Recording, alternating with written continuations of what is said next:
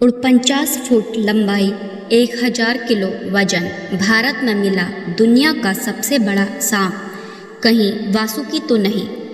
सृष्टि के आदिदेव भगवान शिव और धरती पर नागवंश पौराणिक कथाओं में इस संबंध को बेहद गहरा बताया गया है। इसका एक प्रतीक तो भोलेनाथ के गले में ही दिखाई देता है। भगवान शिव के गले में जो नागराज लिपटे दिखते हैं वो नाग वासुकी है। ये नाग वासुकी नागवंश के जो 8 मुख्य कुल यानी वंश माने गए हैं, जिनके वे राजा हुआ करते थे, उनसे भगवान शिव के जुड़ाव की कहानी बड़ी दिलचस्प है। इसी जुड़ाव के साथ धरती पर नागवंश का शासन और सर्पदंश से मुक्ति की एक रहस्य लीला शुरू होती है।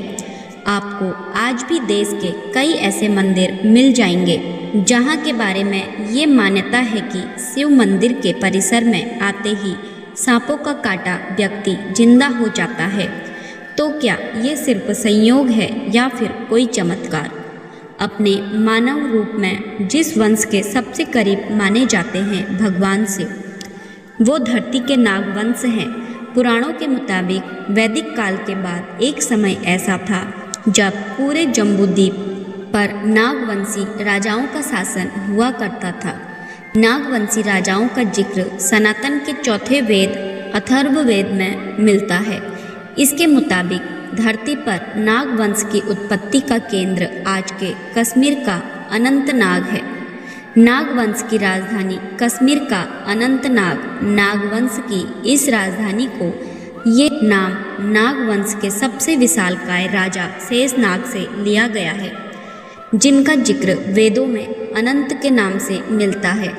इनका राज्य अनंतनाग से लेकर कश्मीर के पूर्वी हिस्से से होते हुए आज के हिमाचल में कांगड़ा कुल्लू होते हुए तिब्बत फैला हुआ है। भगवान शिव के साथ नागवंश ये कथा इसलिए क्योंकि मान्यता है कि शिवलिंग के रूप में भोलेनाथ की पूजा नागवंशी राजाओं ने ही की। इन्होंने ही अपने पूरे वंश के शासन के रूप में भगवान शिव को मूर्त रूप से स्थापित किया, क्योंकि इस वंश को अक्षय वरदान भगवान शिव का ही मिला था।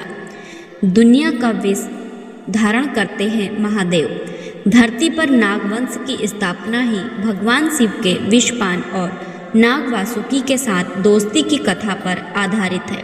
अगर भगवान शिव ने विषपान के साथ नाग वासुकी को गले में धारण नहीं किया होता तो ये धरती नागों के जहर से जीव रहित हो जाती। ओम भुजंगेशाय विद्महे सर्पराजाय धीमहि तन्नो नागः प्रचोदयात्। कैलाश पर्वत के पास था वासुकी का राज। पौराणिक मान्यताओं के मुताबिक नाग वासुकी का राज्य कैलाश पर्वत के आसपास था, जिसे धरती पर भगवान शिव का स्थायी निवास भी माना जाता है। नाग वासुकी भगवान शिव के भक्त थे।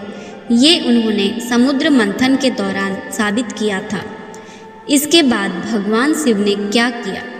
आखिर क्यों भगवान शिव ने नाग वासुकी को अपने गले में धारण किया? पौराणिक कथाओं में ये किस चीज़ का प्रतीक माना गया है? पौराणिक गाथाएं कहती हैं समुद्र मंथन से निकले विष के घड़े में पूरी दुनिया का विष तत्व समाहित था। उसे अगर भगवान शिव ने धारण नहीं किया होता तो पूरी धरती जल जाती। लेकिन भगवान शिव ने जब वो पूरा विष अपने कंठ में उतार लिया तो धरती से विष सिर्फ 2 जगहों पर ही बचा, एक भगवान शिव के गले में और दूसरा नागवंश की विष ग्रंथि में। दरअसल समुद्र मंथन के बाद भगवान शिव के साथ अष्टनागों में सबसे शक्तिशाली नाग वासुकी ने भी विष का कुछ हिस्सा ग्रहण किया था। भगवान शिव के गले में जो नागराज दिखते हैं वो नाग वासुकी ही बताए जाते हैं। दरअसल समुद्र मंथन में लहूलुहान हुए नाग वासुकी को ये भगवान शिव की रक्षा का वरदान था। तभी से धरती के नागवंश और भगवान शिव के बीच प्रेम का रिश्ता है। लेकिन इस प्रेम में जो सबसे बड़ा चमत्कार है वो धरती पर नागवंश के आतंक से जुड़ा है।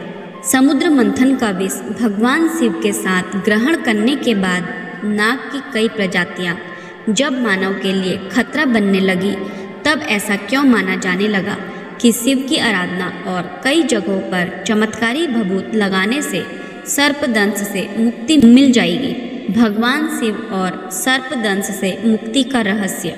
भगवान शिव से जुड़ी इसी रहस्यमयी मान्यता का एक बड़ा केंद्र है बिहार के औरंगाबाद जिले का ये मंदिर, जो बक्श बाबा के स्थान के नाम से मशहूर है।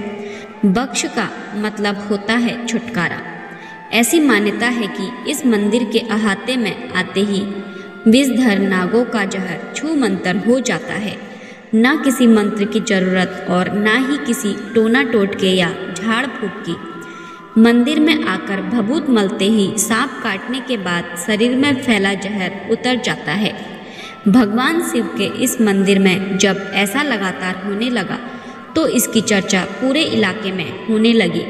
जब लोगों को सांपों के जहर से मुक्ति मिलने लगी तो इस मंदिर का नाम बक्श बाबा मंदिर हो गया। बताते चले कि देश में हर साल 40 लाख लोग सर्पदंश के शिकार होते हैं।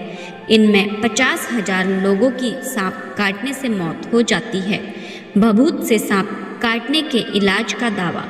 इस मंदिर में भगवान शिव की चमत्कारी शक्तियों की चर्चा के बीच सर्पदंश से होने वाली मौतों का आंकड़ा हमने इसलिए बताया क्योंकि इससे होने वाली मौत गंभीर बीमारियों से भी ज़्यादा है। अमूमन इसकी दवा दूर दराज के लोगों के बीच उपलब्ध नहीं होती, इसलिए कई बार इलाज नहीं मिलने की वजह से मौत हो जाती है।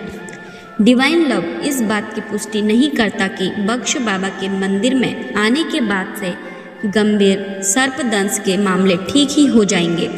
हम बात कर रहे हैं उन मान्यताओं की जिसमें लोग उदाहरण सहित ऐसी घटनाएं बताते हैं जिसमें मौत के मुंह में समा चुका शख्स इस मंदिर में आकर बच गया। इन्हीं मान्यताओं की वजह से इस मंदिर में नाग पंचमी के दिन बड़ी पूजा होती है। पूरे इलाके से लोग यहाँ सर्पदंश से मुक्ति की मन्नत मांगते हैं और कई लोग चढ़ावा भी चढ़ाते हैं जिन्हें सांप ने काटा और इस मंदिर में आकर बच गए।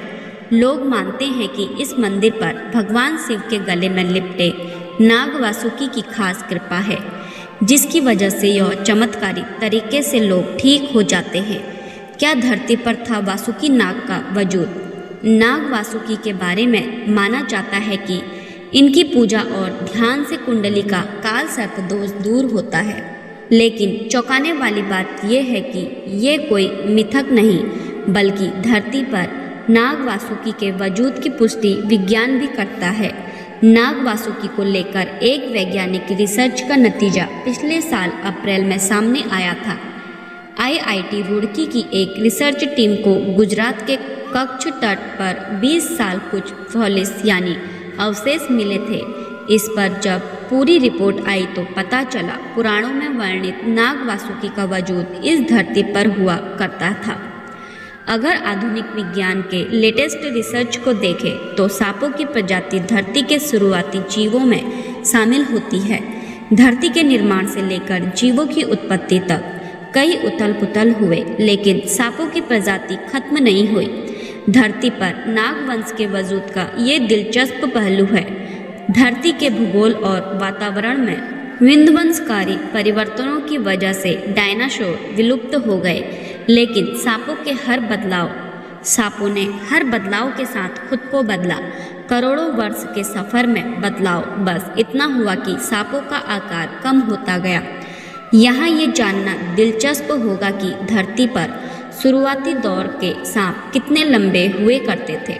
धरती पर नागवंश का अस्तित्व वैज्ञानिक शोधों के मुताबिक सांपों के जीवाश्म 16.7 करोड़ पुराने मिले हैं। शुरुआती दौर के सांप सिर्फ समुद्रों में ही पाए जाते थे, बाद में ये जमीन पर रहने लगे। अब तक का सबसे बड़ा सांप टाइटेनोबुआ को माना जाता है। टाइटेनोबुआ की लंबाई 42 फीट तक मानी गई है, लेकिन गुजरात के कच्छ में मिले वासुकी के जीवाश्म के आधार पर इसकी लंबाई 49 फीट तक आंकी गई है। इसका वजन करीब 1000 किलो था। गुजरात के कच्छ में IIT रुड़की की रिसर्च टीम को दुनिया के सबसे लंबे सांप के जीवाश्म 2005 में ही मिला था। टीम ने इस दौरान एक सांप के 27 टुकड़े इकट्ठे किए थे। 20 साल तक इसके अध्ययन के बाद जो नतीजा सामने आया वो पूरी दुनिया के लिए चौंकाने वाला था। 6.6 करोड़ साल पहले वासुकी का था अस्तित्व। 6 करोड़ 60 लाख पहले धरती पर जो समय था उसे विज्ञान सेनोजोइक काल कहता है, यानी वो समय जब धरती से डायनासोर युग का अंत हो चुका था, लेकिन इतना बड़ा सांप तब भी जिंदा रह गया था। रिसर्च टीम ने जब ये पाया कि इतना बड़े नाग का जिक्र पौराणिक कहानियों में मिलता है, तो इसके नामकरण के वक्त वासुकी का नाम सहज ही सामने आया। दोस्तों, आपको हमारी वीडियो कैसे लगी कमेंट करके कमेंट बॉक्स में ज़रूर बताएं और हमारे चैनल पर नए हैं तो चैनल को सब्सक्राइब जरूर करें। धन्यवाद।